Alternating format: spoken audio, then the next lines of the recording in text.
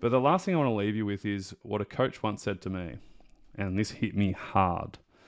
At the time, I was struggling and I thought I was doing everything. I kept saying, I'm doing everything, I'm doing everything. Nothing's working.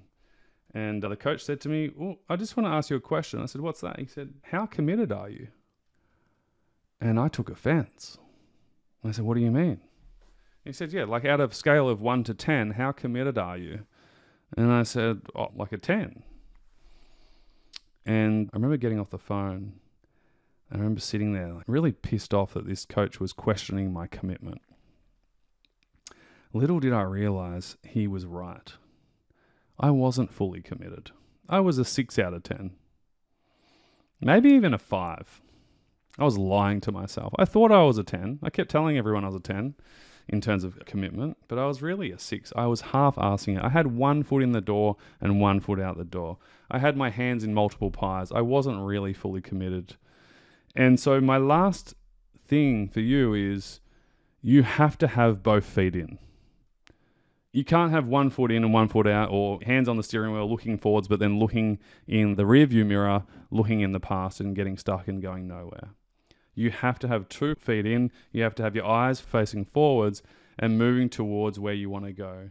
But one of the biggest things of why you're going around in circles is because you're not 2 foot in. You keep going and watching a million different things and trying a million different things, and you wonder why you're not getting anywhere. You have to stop searching for these home runs and these quick fixes and just be fully committed. And so my question to you is, how committed actually are you? Fully. Not for a day, not for a week, but for the entirety of what you need to be committed to get the result that you want. Because we know that nothing great happens overnight.